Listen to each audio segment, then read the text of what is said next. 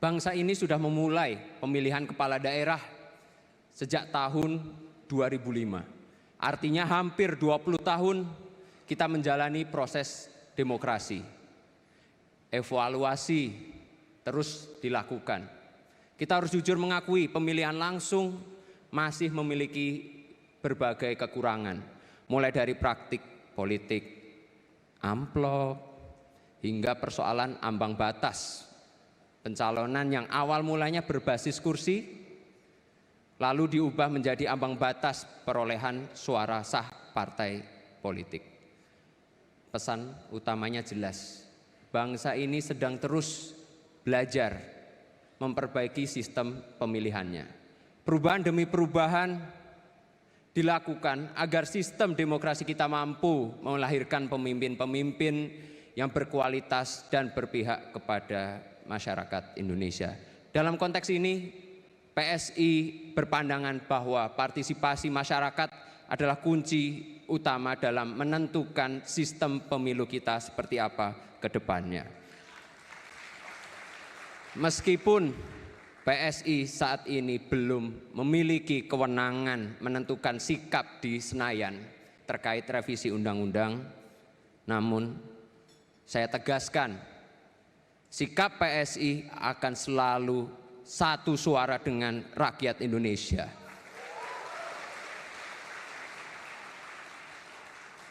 Rekan-rekan sekalian, Rakernas PSI itu adalah momentum yang sangat-sangat baik.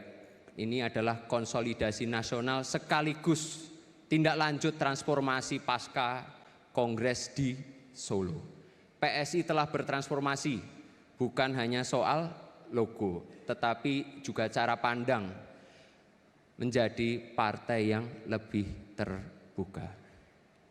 Partai super terbuka adalah jawaban atas tantangan zaman, atas praktek politik tertutup yang menciptakan jarak antar elit dengan anggota bahkan dengan masyarakat, di mana keputusan-keputusan seringkali hanya ditentukan oleh struktur tanpa melibatkan kader sama sekali.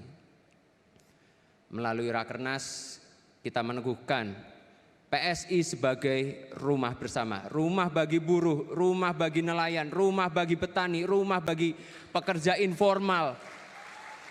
Siapapun, seluruh lapisan masyarakat kita terima. Semua ini akan diperkuat melalui keputusan-keputusan strategis yang akan ditetapkan di Rakernas PSI kali ini. Selain itu, Rakernas ini juga akan menetapkan arah kebijakan dan kerja politik PSI dalam jangka pendek menengah hingga 2029, termasuk agenda aksi politik nasional seperti pengawasan anggaran, tata kelola yang adil dan berkelanjutan, serta politik kebinekaan.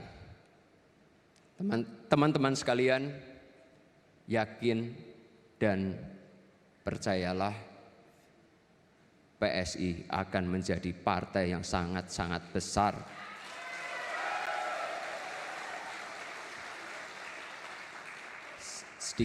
Sedikit demi sedikit tata kelola partai akan kita sempurnakan. Kuncinya satu, konsisten. Jika kita konsisten menjalankan mekanisme dan tahapan, PSI akan tumbuh menjadi partai yang kokoh.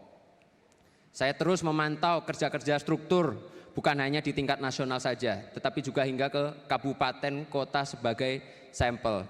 Saya tahu di sini semua ini saya bisa tunjuk yang mana sebenarnya yang belum kerja dan yang sudah kerja. Jadi hati-hati akan saya ganti.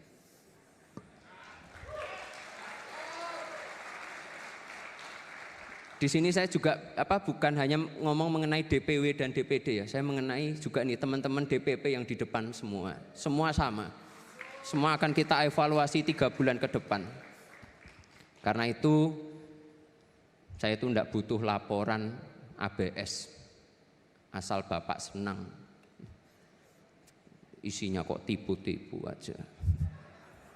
Yang saya butuhkan itu adalah data real di lapangan.